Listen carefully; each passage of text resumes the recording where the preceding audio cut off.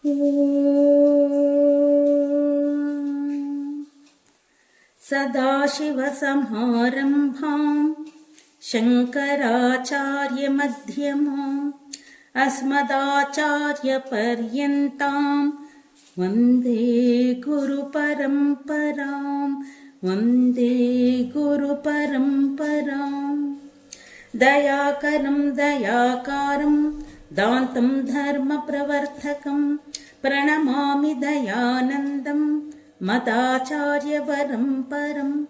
ಶ್ರೀ ದಯಾನಂದ ಚರಣೌ ಮನಸಾ ಸ್ಮರಾಮಿ, ಶ್ರೀ ಚಿದ್ರೂಪಾನಂದ ಚರಣೌ ಶಿರಸಾ ನಮಾಮಿ, ಪುನಃ ಪುನಃ ನಮಾಮಿ.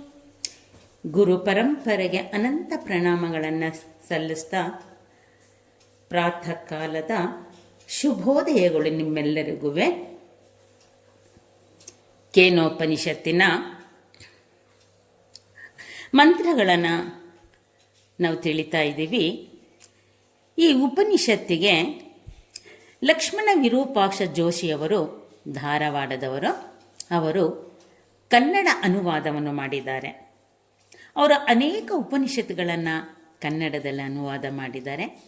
ಆತ್ಮೀಯರೇ, ಈ ಸಂಸ್ಕೃತದ ಶ್ಲೋಕಗಳನ್ನು ನಾವು ಕನ್ನಡದಲ್ಲೂ ಕೂಡ ತಿಳಿದಿದ್ದಾದರೆ ನಮಗೆ ಮತ್ತಷ್ಟು ಸುಲಭವಾಗಿ ನಾವು ಅರ್ಥ ಮಾಡ್ಕೋಬೋದು. ಅದರಂತೆ ಮೊದಲನೆಯ ಶ್ಲೋಕದ ಸಂಸ್ಕೃತ ಹಾಗೂ ಕನ್ನಡದ ಅನುವಾದವನ್ನು ತಿಳಿಯೋಣ.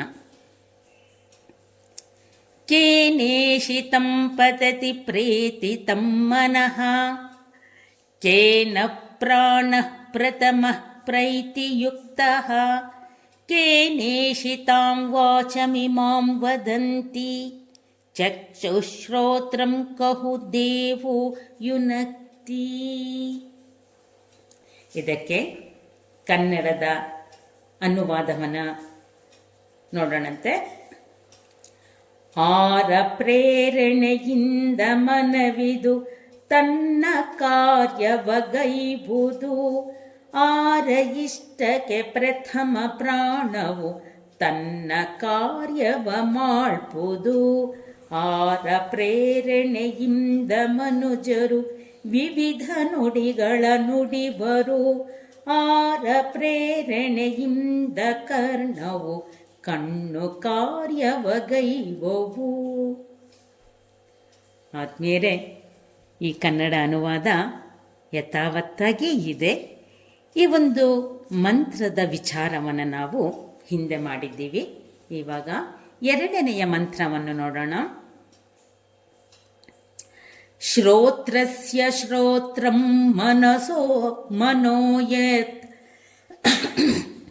ವಾಚೋಹ ವಾಚಂ ಸಹು ಪ್ರಾಣಸ್ಯ ಪ್ರಾಣಃ, ಚಕ್ಷುಶ್ಚಕ್ಷುರತಿ ಮುಚ್ಯ ಧೀರಾಃ, ಪ್ರೇತ್ಯಾಸ್ಮಲೋಕಾದಮೃತಾ ಭವಂತಿ.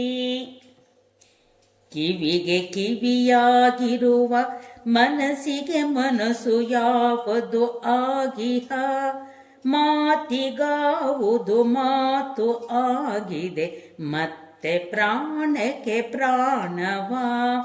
ಕಣ್ಗೆ ಕಣ್ಣಾಗಿರುವ ಆತ್ಮವ ಅರಿತು ಜ್ಞಾನಿಯು ಶ್ರೇಷ್ಠನು, ಇಂದ್ರಿಯಂಗಳ ಮೋಹ ತ್ಯಜಿಸುವ ಅಮೃತ ಪದವಿಯ ಪಡೆವನು.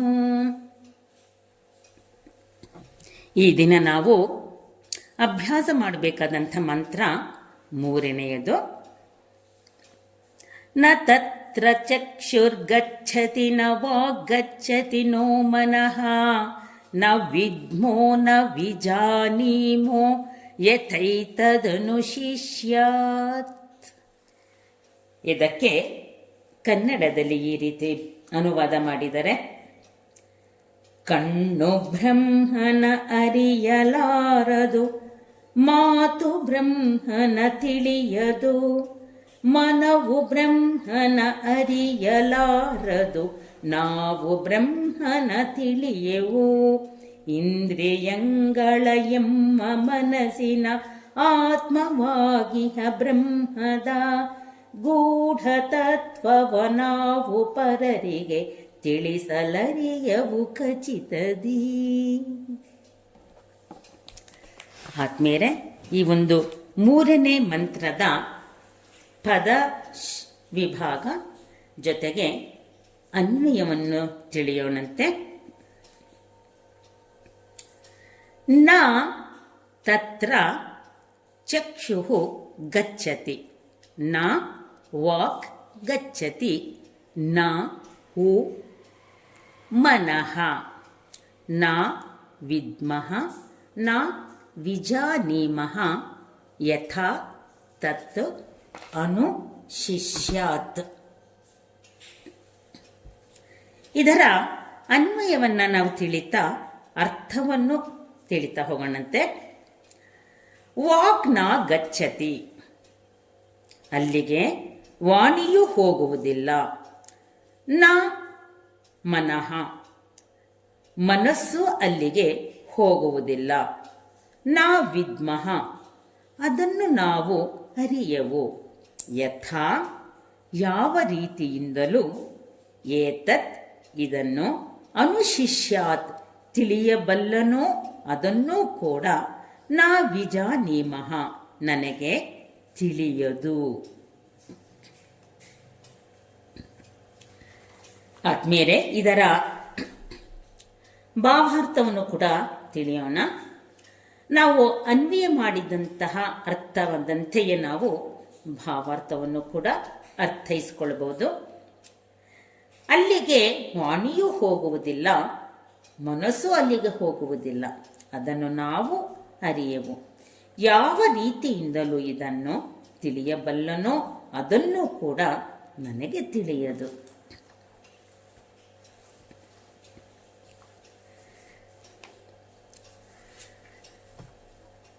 ಶಿಷ್ಯನ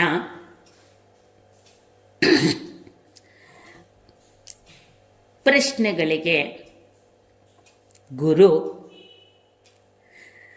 ಮತ್ತಷ್ಟು ಸುಲಭವಾಗಿ ತಿಳಿಸ್ತಾನೆ ಹೋಗಿದರೆ, ಒಂದು ಉಪನಿಷತ್ತಿನಂತೆ ಗುರುಗಳು ಹೇಳ್ತಾ ಇದ್ದಾರೆ, ನಾ ತತ್ರ ಚಕ್ಷುಃ ಗಚ್ಚತಿ. ಆ ಆತ್ಮನಲ್ಲಿಗೆ ಚಕ್ಷುಗಳು ಹೋಗುವುದಿಲ್ಲ. ಹಾಗಂದ್ರೆ ಏನು? ಕಣ್ಣುಗಳು ಸಹಜವಾಗಿ ಹೊರಗಿನ ದೃಶ್ಯವನ್ನು ನೋಡುತ್ತೆ.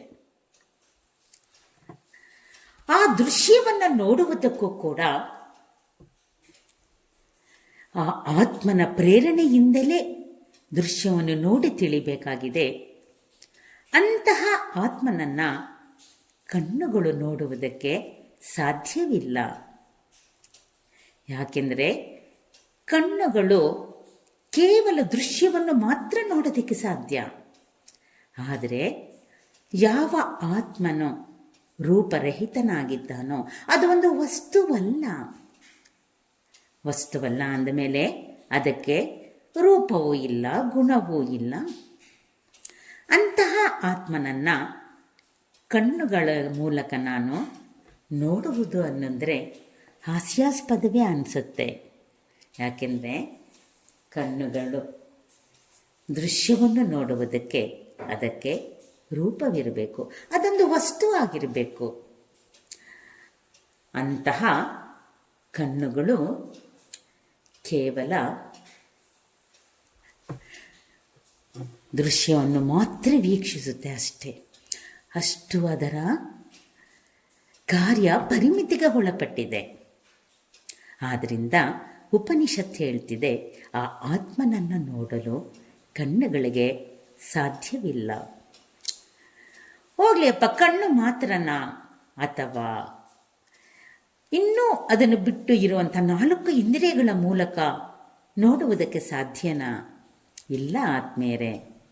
ಕಿವಿಗಳಿಗೂ ಕೂಡ ಕೇಳುವುದಷ್ಟೇ ಅದರ ಕೆಲಸ. ಇನ್ನು ಜ್ಞಾನೇಂದ್ರಿಯವಾದಂಥ ಮೂಗಿಗೆ ವಾಸನೆಯನ್ನು ತಿಳಿಯುವುದಷ್ಟೇ ಇನ್ನು ವಾಕ್, ನಾವು ಏನು ಮಾತನಾಡ್ತೀವೋ ಆ ಒಂದು ಕರ್ಮೇಂದ್ರಿಯವೂ ಕೂಡ ಆ ಆತ್ಮನನ್ನು ತಿಳಿಯುವುದಕ್ಕೆ ಸಾಧ್ಯವಿಲ್ಲ. ಹಾಗೆ ಜ್ಞಾನೇಂದ್ರಿಯಗಳಿಗೂ ಸಾಧ್ಯವಿಲ್ಲ. ಕರ್ಮೇಂದ್ರಿಯಗಳಾದ ನಾಕ್ ವಾಕ್ ಗಚ್ಚತಿ ತತ್ರ, ವಾಕುಗಳ ಮೂಲಕವೂ ಕೂಡ ನಾನು ಆತ್ಮನನ್ನು ತಿಳಿಯಲು ಸಾಧ್ಯವಿಲ್ಲ. ಯಾಕಂದರೆ ಯಾವ ಮಾತುಗಳನ್ನು ನಾನು ಶಬ್ದಗಳ ಮೂಲಕ ಪ್ರಕಟ ಮಾಡ್ತಾ ಇದ್ದೀನೋ ಆ ವಾಕುಗಳು ಕೂಡ ಆ ನನ್ನ ಆತ್ಮ ಚೈತನ್ಯದಿಂದಲೇ ಅದು ಹೊರಗೆ ಬರುವುದಕ್ಕೆ ಸಾಧ್ಯ. ಆತ್ಮ ಚೈತನ್ಯವಿಲ್ಲದೆ ನಾನು ಆ ಒಂದು ವಾಕನ್ನು ತಿಳಿಸಲು ಸಾಧ್ಯವಿಲ್ಲ ಆತ್ಮೀಯರೇ. ಇಲ್ಲಿ ಅದಕ್ಕೆ ಹೇಳ್ತಾರೆ, ಯಥೋ ವಾಚ ನಿವರ್ತಂತೆ ಅಪ್ರಾಪ್ಯ ಮನಸಾ ಸಹ. ನಾ ಮನಃ ಅಂತ ಉಪನಿಷತ್ತು ಹೇಳ್ತಾ ಇದೆ, ಅದೇ ಬೇರೆ ಉಪನಿಷತ್ತು ಕೂಡ ಹೇಳ್ತಾ ಇದೆ. ಮಾತುಗಳ ಮೂಲಕವೂ ಮನಸ್ಸುಗಳ ಮೂಲಕವೂ ಆ ಆತ್ಮನನ್ನು ನಾನು ತಿಳಿಯೋದಕ್ಕೆ ಸಾಧ್ಯ ಇಲ್ಲ, ಪ್ರಾಪ್ತಿ ಮಾಡಿಕೊಳ್ಳಲು ಸಾಧ್ಯ ಇಲ್ಲ. ಹಿಂದಿನ ಮಂತ್ರದಲ್ಲೂ ಹೇಳಿದರು, ಕಣ್ಣಿಗೆ ಕಣ್ಣಾಗಿರುವ, ವಾಕಿಗೆ ವಾಕಾಗಿರುವ, ಮನಸ್ಸಿಗೆ ಮನಸ್ಸಾಗಿರುವ ಆ ಆತ್ಮನನ್ನ ನಾ ವಿದ್ಮಃ ನಾ ವಿಜಾನೀಮಃ, ನಾನು ತಿಳಿಯಲಾರೆ, ನಾನು ಅರಿಯಲಾರೆ, ಅದು ನನಗೆ ತಿಳಿಯದು. ಆ ಸೂಕ್ಷ್ಮವಾದಂತಹ ಎಲ್ಲ ಇಂದ್ರಿಯಗಳಿಗೂ ಪ್ರೇರಣೆಯಾದಂತಹ ಆ ಆತ್ಮನನ್ನು ನಾನು ಅರಿಯದಾಗಿದ್ದೇನೆ. ನಾ ವಿಜಾನೀಮಃ, ನನಗದು ತಿಳಿಯದು.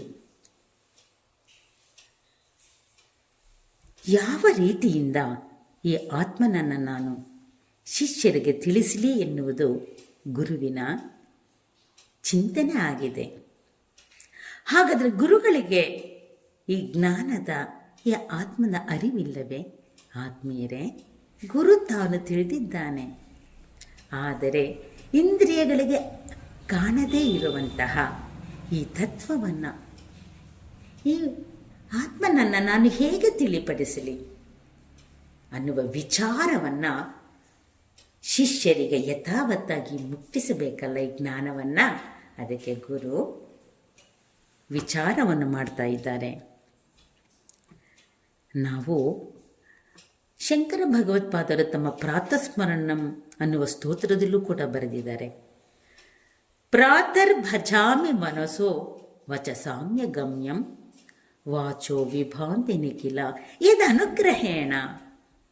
ಪ್ರಾತಃ ಕಾಲದಲ್ಲಿ ಮನಸ್ಸಿಗೂ ಮತ್ತು ವಾಕಿಗೂ ಅತೀತವಾದಂತಹ ಗಮ್ಯವಾದಂತಹ ಆ ಆತ್ಮತತ್ವದಿಂದಲೇ ನಾನು ಆ ಪರಮಾತ್ಮನನ್ನು ಸ್ಮರಿಸ್ತಾ ಇದ್ದೀನಿ ಅನ್ನುವುದನ್ನು ಅವರದರಲ್ಲಿ ತಿಳಿಸ್ತಾ ಇದ್ದಾರೆ. ಆತ್ಮೀಯರೇ, ಯಾವ ವಾಣಿಯು ಆತ್ಮನ ಅನುಗ್ರಹದಿಂದಲೇ ನಾನು ಆ ಆತ್ಮತತ್ವವನ್ನು ಭಜಿಸಬೇಕು, ಅದನ್ನು ಅವನ ಅನುಗ್ರಹದಿಂದಲೇ ಆದ ಕಾರಣದಿಂದ ನಾನು ಆ ಆತ್ಮನನ್ನು ಕಣ್ಣುಗಳ ಮೂಲಕ, ವಾಕುಗಳ ಮೂಲಕ, ಮನಸ್ಸಿನ ಮೂಲಕ ತಿಳಿಯುವುದಕ್ಕೆ ಸಾಧ್ಯವಿಲ್ಲ. ಆದ್ಮೇಲೆ ನನ್ನ ವ್ಯವಹಾರವೆಲ್ಲವೂ ಕೂಡ ಈ ಸಂಸಾರದಲ್ಲಿ ಆ ಇಂದ್ರಿಯಗಳ ಮೂಲಕ ಹೊರಗಿನ ಜಗತ್ತಿನೊಡನೆ ನಾನು ವ್ಯವಹರಿಸ್ತಾ ಇದ್ದೀನಿ. ಆ ಇಂದ್ರಿಯಗಳು ಮನಸ್ಸಿನ ಅಧಿಷ್ಠಾನದಲ್ಲಿ ವ್ಯವಹಾರವನ್ನು ನಡೆಸ್ತಾ ಇದೆ. ಆದರೆ ಇದೆಲ್ಲದಕ್ಕೂ ಪ್ರೇರಣೆ ಆ ಬ್ರಹ್ಮನಿಂದಲೇ, ಆ ಚೈತನ್ಯದಿಂದಲೇ.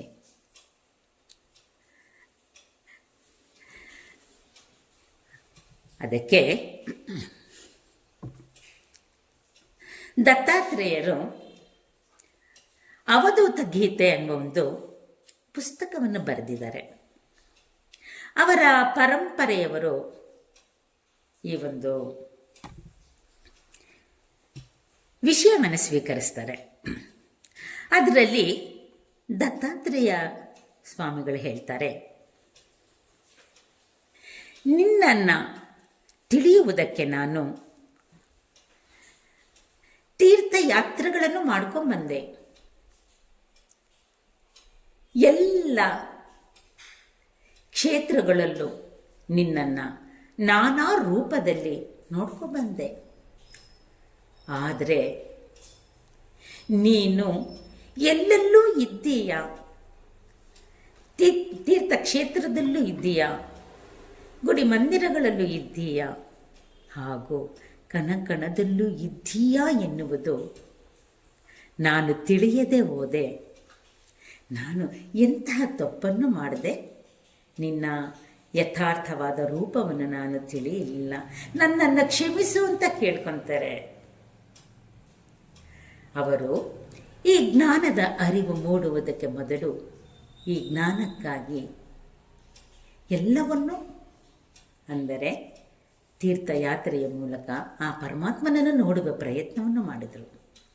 ಅದೇ ರೀತಿ ಹೇಳ್ತಾರೆ ಅವರು, ನಾನು ಧ್ಯಾನವನ್ನು ಮಾಡಿದೆ, ಆ ಧ್ಯಾನದಲ್ಲಿ ಮನಸ್ಸನ್ನು ನಿಲ್ಲಿಸುವ ಪ್ರಯತ್ನವನ್ನು ಮಾಡಿದೆ, ತನ್ಮೂಲಕ ನಿನ್ನನ್ನು ತಿಳಿಯುವ ಪ್ರಯತ್ನವನ್ನು ಮಾಡಿದೆ.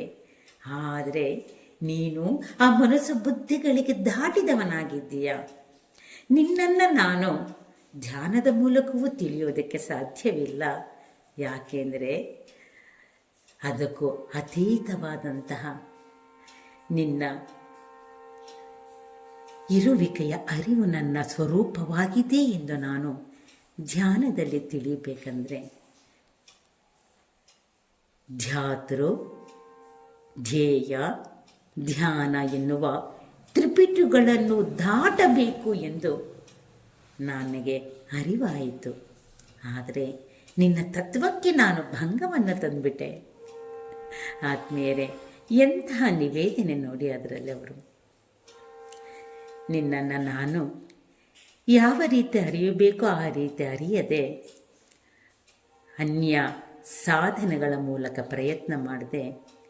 ಅದರ ಮೂಲಕ ನನಗೆ ಈ ಅಂತಃಕರಣ ಶುದ್ಧವಾಗಿ ಪಥ, ಈ ದಾರಿ ಸಿಕ್ಕಿರ್ಬೋದು.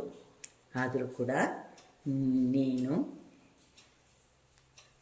ಆ ಧ್ಯಾನದ ಮಾರ್ಗಕ್ಕೂ ದಾಟಿದಾಗ ನಿನ್ನನ್ನು ಕಾಣಲು ತಿಳಿಯಲು ಸಾಧ್ಯ. ಇಷ್ಟಕ್ಕೆ ಅವರ ಮನಸ್ಸು ಸಮಾಧಾನ ಆಗಲಿಲ್ಲ. ಮತ್ತೆ ಅವರು ಹೇಳ್ತಾರೆ, ನಿನ್ನನ್ನು ಅನೇಕ ರೀತಿ ಸ್ಮರಣೆ ಮಾಡಿದೆ ನಾನು. ನಿನ್ನನ್ನು ಸಹಸ್ರನಾಮಗಳ ಮೂಲಕ, ಅಷ್ಟೋತ್ತರಗಳ ಮೂಲಕ, ತ್ರಿಶತಿಗಳ ಮೂಲಕ, ಪೂಜಾದಿಗಳ ಮೂಲಕ ನಿನ್ನನ್ನು ತಿಳಿಯುವ ಪ್ರಯತ್ನ ಮಾಡಿದೆ. ಆದರೆ ನೀನು ಅಂಥ ವಾಕ್ಗೂ ಅತೀತವಾಗಿರುವವನು.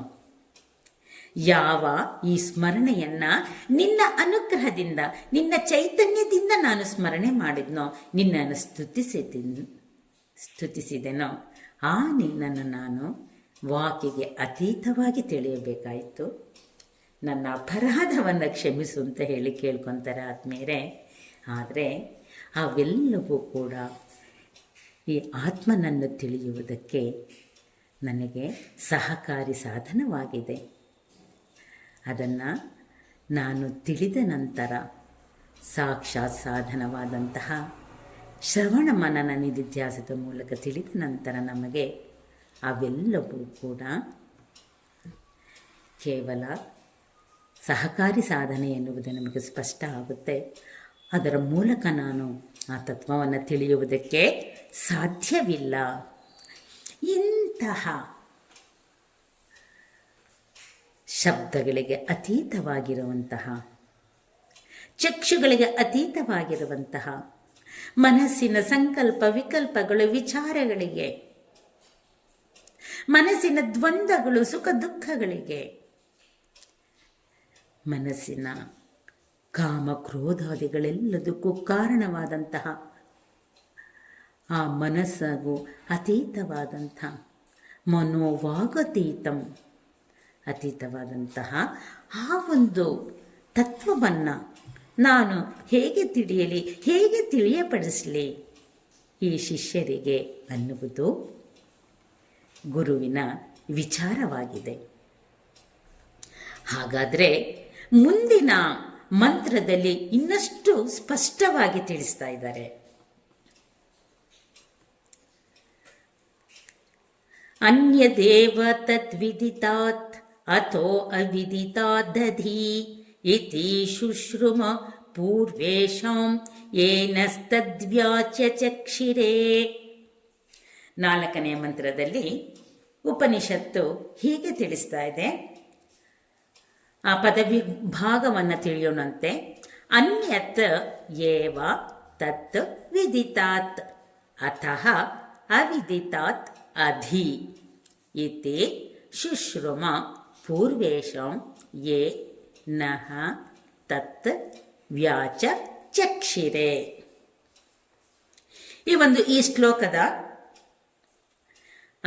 ಅನ್ವಯವನ್ನು ಮಾಡ್ತಾ ಅರ್ಥವನ್ನು ತಿಳಿಯೋಣ. ತತ್ ಅದು, ವಿದಿತಾತ್ ತಿಳಿದು ಬರುವುದಕ್ಕಿಂತ, ಏವ ನಿಶ್ಚಯವಾಗಿ, ಅನ್ಯತ್ ಬೇರೆಯೇ ಆಗಿದೆ, ಅಥಃ ಮತ್ತು ಅವಿದಿತಾತ್ ತಿಳಿಯದೇ ಇರುವುದಕ್ಕಿಂತಲೂ ಅದಿ ಶ್ರೇಷ್ಠವಾಗಿದೆ. ಯಾರೇ ಆಗಲಿ, ನಹ ನಮಗೆ, ತತ್ ಅದು, ವ್ಯಾಚ ಚಕ್ಷಿರೆ ವಿವರಿಸಿ ಹೇಳುವ, ಪೂರ್ವೇಶಾಂ ಪೂರ್ವಜರಿಂದ ಹಿರಿಯರಿಂದ, ಇತಿ ಹೀಗೆಂದು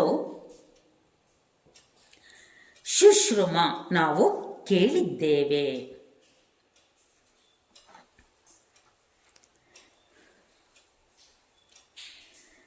ಅದು ತಿಳಿಯಲ್ಪಟ್ಟದಕ್ಕಿಂತಲೂ ಬೇರೆಯೇ ಮತ್ತು ತಿಳಿಯಲ್ಪಡದೇ ಇರುವುದಕ್ಕಿಂತಲೂ ಬೇರೆಯೇ ಎಂದು ನಮಗೆ ಅದನ್ನು ವಿವರಿಸಿ ಹೇಳಿದ ಹಿರಿಯರಿಂದ ನಾವು ಕೇಳಿರುತ್ತೇವೆ ಎನ್ನುವ ಭಾವಾರ್ಥವನ್ನು ತಿಳಿಯುತ್ತಾ ಇದನ್ನು ಕನ್ನಡ ಅನುವಾದವನ್ನು ಹೇಗೆ ಮಾಡಿದ್ದಾರೆ ಎಂದು ತಿಳಿದುಕೊಳ್ಳೋಣ. ನಾವು ಅರಿತಿಹ ಬ್ರಹ್ಮಕ್ಕಿಂತಲೂ ಅದುವೇ ಬೇರೆಯೇ ಇರುವುದು, ಮತ್ತೆ ಅರಿಯದ ಬ್ರಹ್ಮಕ್ಕಿಂತಲೂ ಅದುವೇ ಬೇರೆಯೇ ಇರುವುದು. ತಪಕ್ಕೆ ಯಜ್ಞಕ್ಕೆ ಅರಿಯಲಾರದ ಗೂಢ ಬ್ರಹ್ಮವ ತಿಳಿಸುವ ದಿವ್ಯ ವಾಕ್ಯವ ಜ್ಞಾನಿ ಶ್ರೇಷ್ಠರು ಹಿಂದೆ ಪೇಳ್ಪುದ ಕೇಳ್ವೆವು.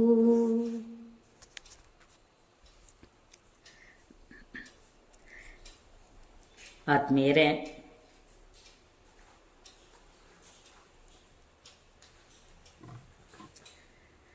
ನಾನು ಇಲ್ಲಿಯ ತನಕ ವಿದಿತಾತ್ ನಾನು ಏನೇನು ತಿಳಿದಿದ್ದೀನೋ ಅದೆಲ್ಲವೂ ಇಂದ್ರಿಯಗಳಿಗೆ ಸೀಮಿತವಾಗಿದೆ. ನಾನು ಇಲ್ಲಿಯ ತನಕ ಪಡೆದಂಥ ಜ್ಞಾನಗಳೆಲ್ಲವೂ ಸೀಮಿತ ಜ್ಞಾನವಾಗಿದೆ. ಆ ಜ್ಞಾನಗಳ ಮೂಲಕ ನಾವು ಈ ಜಗತ್ತಿನೊಡನೆ ವ್ಯವಹಾರವನ್ನು ಮಾಡ್ತಾ ಇದ್ದೀವಿ. ಆದರೆ ಅದೆಲ್ಲವೂ ಪರಿಮಿತಿಗೆ ಒಳಪಟ್ಟಿದೆ. ನನಗೆ ಪೂರ್ಣತ್ವವನ್ನು, ನಾನು ಬಯಸುವಂಥ ಆನಂದವನ್ನು ನನಗೆ ಕೊಟ್ಟಿಲ್ಲ ಎಂದು ಪರಿಮಿತವಾದಂತಹ ಇಂದ್ರಿಯಗಳ ಮೂಲಕ ಅನುಭವಿಸಿದಂಥ ವಿಷಯಗಳು ಕೂಡ ಅಶಾಶ್ವತವೇ ಆಗಿರುತ್ತದೆ. ಯಾಕೆಂದರೆ ಅದು ಕೂಡ ಪರಿಮಿತಿಗೆ ಒಳಪಟ್ಟಿರುತ್ತಲ್ವಾ. ಹಾಗಾದರೆ ನಾನು ಹೇಗೆ ತಿಳ್ಕೊಳ್ಳಿ ಈ ಜ್ಞಾನವನ್ನು? ಇನ್ನು ಅವಿದಿತಾತ್ ಅಂದರೆ ನಾನು ತಿಳಿಯದೇ ಇರುವಂತಹ ದನ್ನು ಕೂಡ ಹೇಗೆ ತಿಳಿದಿ ಎನ್ನುವುದನ್ನು ನಾನು ಹೇಗೆ ತಿಳಿದುಕೊಳ್ಳಲಿ? ನನಗೆ ತಿಳಿದಿದೆ, ನನಗೆ ತಿಳಿದಿಲ್ಲ ಎನ್ನುವುದನ್ನೂ ಕೂಡ ನಾನು ತಿಳಿಯಬೇಕಾಗಿದೆಯಲ್ಲ. ಅದು ಹೇಗೆ? ಯಾವುದನ್ನು ನಾನು ತಿಳಿದಿದೆ, ಯಾವುದನ್ನು ನಾನು ತಿಳಿದಿಲ್ಲ ಎನ್ನುವುದಕ್ಕೂ ಕೂಡ ನನ್ನಲ್ಲಿರುವಂತಹ ಆ ಚೈತನ್ಯವೇ ಕಾರಣ. ಆತ್ಮವಿದಿತ ವಿದತ ಅವಿದಿತ ಎರಡಕ್ಕೂ ಬೇರೆ ಆದದ್ದು. ಅನ್ಯತ್ಯೇವ ತದ್ ವಿದಿತಾತ್, ಅದು ಬೇರೆಯೇ ಇದೆ ಅಂತ ಅಂದ ಮೇಲೆ ನಾನು ಅದನ್ನು ಸರಿಯಾಗಿ ತಿಳಿಬೇಕೆಂದರೆ ಏನು ಮಾಡಬೇಕು? ಯಾಕೆಂದರೆ ಎರಡಕ್ಕೂ ಕಾರಣವಾಗಿರುವುದು ನನ್ನಲ್ಲಿರುವಂತಹ ಆ ಚೈತನ್ಯವೇ. ಆತ್ಮೀಯರೇ, ಇವಾಗ ಕೆಲವು ಕಾರ್ಯಕ್ರಮಗಳಿಗೆ, ಮದುವೆ ಕಾರ್ಯಕ್ರಮಗಳಿಗೆಲ್ಲ ನಾವು ಹೋದಾಗ ಫೋಟೋವನ್ನು ತೆಗೆಯುವಂತಹ ಕ್ಯಾಮ್ರಾಮ್ಯಾನು ಅವನು ಆ ಫೋಟೋದಲ್ಲಿ ಬೀಳೋಲ್ಲ. ಆದರೆ ಎಲ್ಲವೂ ಬೇರೆ ಎಲ್ಲ ಜನರು ಕೂಡ ಬಿದ್ದಿರ್ತಾರೆ. ಅಂದರೆ ಇವಾಗಂತೂ ಸೆಲ್ಫಿ ಕೂಡ ತಗೊಳ್ಳುವಂತಹ ಚಾನ್ಸಸ್ ಇದೆ. ಆದರೆ ನಾವು ಇವಾಗ ಈ ರೀತಿ ಕೂಡ ಯೋಚನೆ ಮಾಡ್ಬೋದು, ಕ್ಯಾಮ್ರಾ ಎಲ್ಲವನ್ನೂ ಕ್ಯಾಪ್ಚರ್ ಮಾಡುತ್ತೆ, ಆದರೆ ಎಲ್ಲವನ್ನು ತನ್ನ ವಶಕ್ಕೆ ತಗೊಳ್ಳುತ್ತೆ. ಆದರೆ ಆ ಕ್ಯಾಮ್ರಾ ತನ್ನನ್ನು ತಾನಲ್ಲಿ ಪ್ರಕಟಗೊಳ್ಳೋದಿಲ್ಲ ಆತ್ಮೀಯರೇ. ಅದರಂತೆ ಎಲ್ಲ ಅನುಭವಗಳು ಆ ಆತ್ಮ ಚೈತನ್ಯದಿಂದಲೇ ಆಗ್ತಿದ್ರೂ ಕೂಡ ನಾನು ಅದನ್ನು ಅರಿಯದಾಗಿದ್ದೀನಿ. ನೋಡಿ, ನಾನು ಟಿವಿಯನ್ನು ನೋಡ್ತೀನಿ, ಮತ್ತು ದಿವಸ ಆ ಮಿಕ್ಸಿಯನ್ನು ಉಪಯೋಗಿಸ್ತೀನಿ, ಫ್ರಿಜ್ಜನ್ನು ಉಪಯೋಗಿಸ್ತೀನಿ, ಗೀಸರನ್ನು ಉಪಯೋಗಿಸ್ತೀನಿ, ಐರನ್ ಬಾಕ್ಸನ್ನು ಉಪಯೋಗಿಸ್ತೀನಿ. ಎಲ್ಲ ಲೈಟ್ಗಳು ಕೂಡ ನಾನಾ ವಿಧವಾಗಿದೆ, ಅದೆಲ್ಲ ಉಪಯೋಗಿಸ್ತೀನಿ. ಆದರೆ ಆತ್ಮೀಯರೇ, ಅವುಗಳೆಲ್ಲದರ ಹಿಂದೆ ಯಾವ ಶಕ್ತಿ ಇದೆ ಎನ್ನುವುದು ನಮಗೆ ತಿಳಿಯೋದಿಲ್ಲ, ಕಾಣೋದಿಲ್ಲ. ಅದನ್ನು ತಿಳಿದಾಗ ಅದು ಕರೆಂಟ್ ಅಂತ ಗೊತ್ತಾಗುತ್ತೆ, ಆದರೆ ಅದು ನೋಡೋದಿಕ್ಕೆ ಬರೋದಿಲ್ಲ. ಕರೆಂಟ್ ಇಲ್ಲದೆ ನಾವು ಈ ಒಂದು ಮೊಬೈಲನ್ನು ಕೂಡ ಉಪಯೋಗಿಸೋಕೆ ಸಾಧ್ಯ ಇಲ್ಲ. ಎಲ್ಲದಕ್ಕೂ ಆಧಾರವೇ ಕರೆಂಟು. ಆದರೆ ಉಪಕರಣಗಳು ಬೇರೆ ಬೇರೆ ಇದೆ, ಬೇರೆ ಬೇರೆ ರೀತಿಯ ಕಾರ್ಯಗಳನ್ನು ಮಾಡ್ತಾ ಇದೆ. ಆ ಫ್ರಿಡ್ಜ್ ತಣ್ಣನೆಯಾಗಿ ನಮಗೆ ಉಪಯೋಗಕ್ಕೆ ಬಂದರೆ, ಅದೇ ಐರನ್ ಬಾಕ್ಸು ಬಿಸಿ ಬಿಸಿಯಾಗಿ ತನ್ನ ಕಾರ್ಯವನ್ನು ಮಾಡುತ್ತೆ. ಪ್ರತಿಯೊಂದು ಆ ಟಿವಿಯಲ್ಲಿ ಅದೇ ಕರೆಂಟು ನಮಗೆ ನೋಡುವುದಕ್ಕೆ ಅವಕಾಶವನ್ನು ಮಾಡಿಕೊಡುತ್ತೆ. ಆತ್ಮೀಯರೇ, ಹೀಗೆ ಕರೆಂಟು ಎಲ್ಲ ಉಪಕರಣಗಳಲ್ಲೂ ಕೂಡ ಒಂದೇ ಆದರೂ ಕೂಡ ಬೇರೆ ಬೇರೆ ರೀತಿಯಲ್ಲಿ ಕೆಲಸವನ್ನು ಮಾಡುತ್ತೆ. ಹಾಗೆ ಆತ್ಮೀಯರೇ, ಈ ದೇಹ, ಈ ಕರ್ಮೇಂದ್ರಿಯಗಳು, ಜ್ಞಾನೇಂದ್ರಿಯಗಳು, ಈ ಅಂತಃಕರಣಗಳೆಲ್ಲವೂ ಕೂಡ ನನ್ನಲ್ಲಿರುವಂತಹ ಆ ಚೈತನ್ಯದಿಂದಲೇ ಕಾರ್ಯವನ್ನು ನಿರ್ವಹಿಸುತ್ತೆ. ಆದರೆ ಆ ಕಾರ್ಯವೂ ಕೂಡ ಎಷ್ಟು ಪರಿಮಿತಿ ಹೊಂದಿದೆ ಅಂದರೆ, ಆಯಾಯ ಕರಣಗಳು ಆಯಾಯ ಕೆಲಸಗಳನ್ನು ಮಾತ್ರ ಮಾಡ್ತಾ ಇದೆ. ಇಂತಹ ವಿಚಾರವನ್ನು ನಾನು ತಿಳಿದು ಆ ನನ್ನ ಚೈತನ್ಯವಾದ ಅರಿವನ್ನು ಮೂಡಿಸ್ಕೊಳ್ಬೇಕು ಅಂದರೆ ನನಗೆ ಸಾಧ್ಯವಾಗ್ತಾ ಇಲ್ಲ. ಇಲ್ಲಿ ಹೇಳ್ತಾ ಇದ್ದಾರೆ, ಏತತ್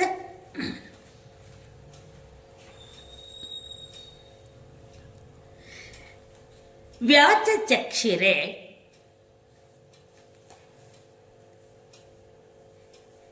ಪೂರ್ವೇಶಾಮಿತಿ ಶುಶ್ರೂಮ. ಅದು ನಮಗೆ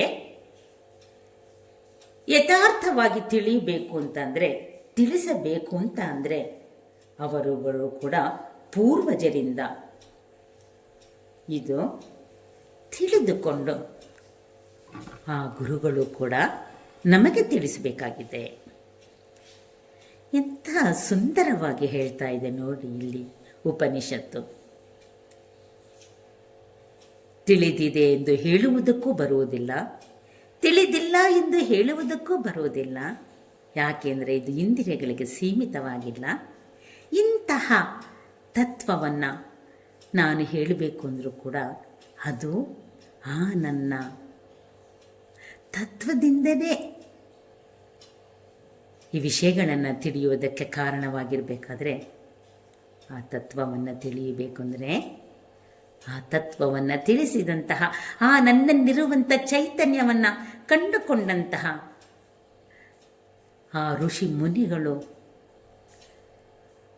ತಪಸ್ಸಿನ ಮೂಲಕ, ಸಾಧನೆಯ ಮೂಲಕ ಸಾಕ್ಷಾತ್ಕರಿಸಿಕೊಂಡು ತಿಳಿಸಿರುವಂತಹ ಆ ಪೂರ್ವಜರಿಂದ, ಹಿರಿಯರಿಂದ ನಾವು ತಿಳಿದಾಗ ಮಾತ್ರ ಆ ಒಂದು ಯಥಾರ್ಥದ ಅರಿವು ಮೂಡುವುದಕ್ಕೆ ಸಾಧ್ಯ. ಅದಕ್ಕೆ ಆತ್ಮೀಯರೇ ಈ ಉಪನಿಷತ್ತುಗಳನ್ನು, ಪರಂಪರೆಯಿಂದ ಬಂದಂತಹ ಈ ಜ್ಞಾನವನ್ನು ಸಂಪ್ರದಾಯಬದ್ಧವಾಗಿ ಯಾರು ತಿಳಿದಿರ್ತಾರೋ ಅವರಿಂದ ನಾವು ತಿಳಿದುಕೊಂಡಾಗ ಮಾತ್ರ ನಮ್ಮಲ್ಲಿ ಸಂಶಯಗಳು ಉಳಿಯುವುದಿಲ್ಲ, ಸಂದೇಹಗಳು ಅದರಲ್ಲಿ ಉಳಿಯುವುದಕ್ಕೆ ಸಾಧ್ಯವಿಲ್ಲ ಆದ್ಮೇಲೆ. ಕಾರಣ ಆ ಜ್ಞಾನವನ್ನು ಅವರು ತಮ್ಮ ಗುರುಗಳಿಂದ ಹೀಗೆ ಪಡೆದ ಕಾರಣದಿಂದ ಅದನ್ನು ಅವರು ಯಥಾವತ್ತಾಗಿ ಮತ್ತೊಬ್ಬರಿಗೂ ತಿಳಿಸುವುದಕ್ಕೆ ಸಾಧ್ಯವಾಗುತ್ತೆ. ಆ ದೃಷ್ಟಿಯಿಂದ ಇಲ್ಲಿ ಪೂರ್ವೇಶಂ ಇತಿ ಶುಶ್ರುಮ, ಹಿಂದೆ ನಾನು ಇದನ್ನು ಕೇಳಿದ್ದೀನಿ. ಅದಕ್ಕೆ ಈ ಜ್ಞಾನವನ್ನು ಪಡಿಬೇಕಂದ್ರೆ ನಾವು ಯಾರು ಸಂಪ್ರದಾಯಬದ್ಧವಾಗಿ ಪರಂಪರೆಯಿಂದ ಜ್ಞಾನವನ್ನು ತಿಳಿದಿರ್ತಾರೋ ಅಂತಹ ಸದ್ಗುರುವಿನ ಮೂಲಕ ನಾನು ತಿಳಿದಾಗ ಅವರು ಈ ಶ್ರುತಿ ಸ್ಮೃತಿಗಳ ಆಧಾರದಿಂದ ಪ್ರಮಾಣಬದ್ಧವಾಗಿ ನಮಗೆ ತಿಳಿಸುವುದಕ್ಕೆ ಅವರು ಅರ್ಹರಿರ್ತಾರೆ, ಆತ್ಮೀಯರೇ, ಅಧಿಕಾರಿಗಳಾಗಿರ್ತಾರೆ. ನಾವು ಕೂಡ ಅವರಿಂದ ಈ ಜ್ಞಾನವನ್ನು ಪಡೆದಾಗ ಆ ಪೂರ್ಣ ತತ್ವವನ್ನು ನಾವು ತಿಳಿದಾಗ ಮಾತ್ರ ಗುರಿಯನ್ನು ಮುಟ್ಟೋದಕ್ಕೆ ಸಾಧ್ಯ. ಆದ್ದರಿಂದ ಉಪನಿಷತ್ತು ಬಹಳ ಸುಂದರವಾಗಿಯೇ ಹೇಳ್ತಾ ಇದ್ದೆ.